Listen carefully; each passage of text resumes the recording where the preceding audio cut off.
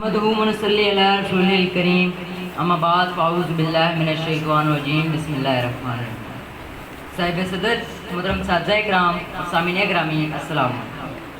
آج میں اس موضوع پہ لبشائی کرنے کا موقع ملا ہے، اس کا عنوان ہے 14 اگست کیا ہم آزاد ہیں؟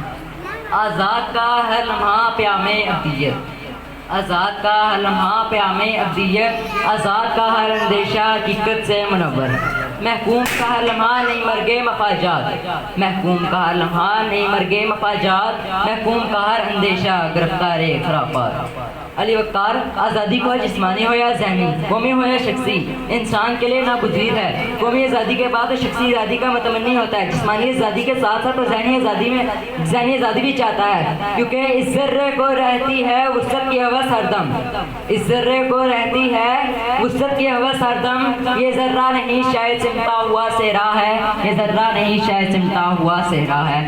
علی وقار، سوال تو یہ ہے کہ کیا ہم آزاد ہیں؟ نہیں صدر علی وقار، نہیں۔ آزادی کا مفہوم ویتنام سے پوچھئے، فلسطینیوں کے قبرستانوں میں جا کر دیکھیے، افغانستان کی گٹائیوں وادیوں میں بہتے خون کی رنگینی میں دیکھیے، وطن عزیز کی مشرقی سرحد کے پار لٹی عصمتوں، خون میں لتڑے ہوئے بچوں اور اپاہج جوانیوں میں دیکھیے، کیا اسی کا نام آزادی ہے؟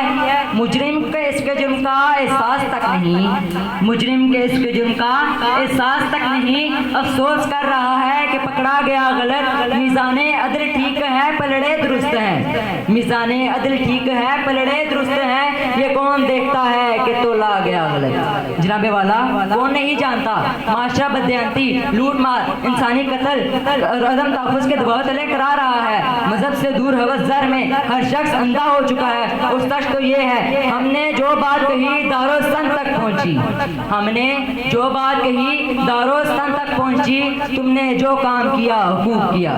علی وقار، سیاست ہو یا امامت، علم ہو یا انصاف، ہر طرف علماء نے مسلمانوں کو فرقوں میں تقسیم کر رکھا ہے، اور سچ تو یہ ہے منزل بھی تھی، امنگ بھی تھی، حوصلہ بھی تھا، منزل بھی تھی، امنگ بھی تھی، حوصلہ بھی تھا، رہبر نے 2 قدم بھی نہ چلنے دیا مجھے۔ علی وقار، آخر آپ کس آزادی کی بات کرتے ہیں؟ مقبوضہ کشمیر کی یا پھر ہیٹی کی یا پھر صومالیہ کی یا پھر عراق کی، جو آج بھی آزاد ہو کر طاقتور کے پنجاب استبداد میں قیدی بن کر زندگی گزار رہے ہیں؟ جس کو تمنا کلا ہے اسے کہہ دو، جس کو تمنا کلا ہے اسے کہہ دو، دستاریں سلامت نہیں رہتی ہیں سروں پر، دستاریں سلامت نہیں ہے رہتی ہیں سروں پر۔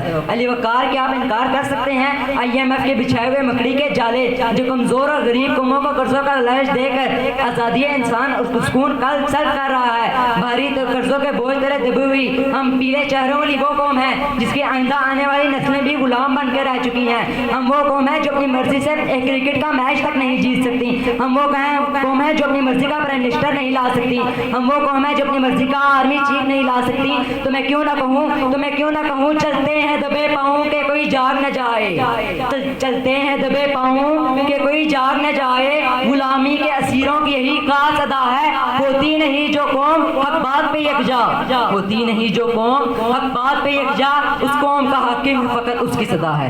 علی وقار، صبح سے ان کا جرگہ سسٹم، کاروکاری کی رسم بد، کیا یہ سب آزادی ہے؟ ہماری سیاست جھوٹ اور پروپیگنڈا کی سیاست ہے، جہاں انسان کو اس کے جینے کی آزادی نہیں، سانس لینے کی آزادی نہیں، اور صرف ہے تو حسین سپنے اور وعدہ پردہ ہے۔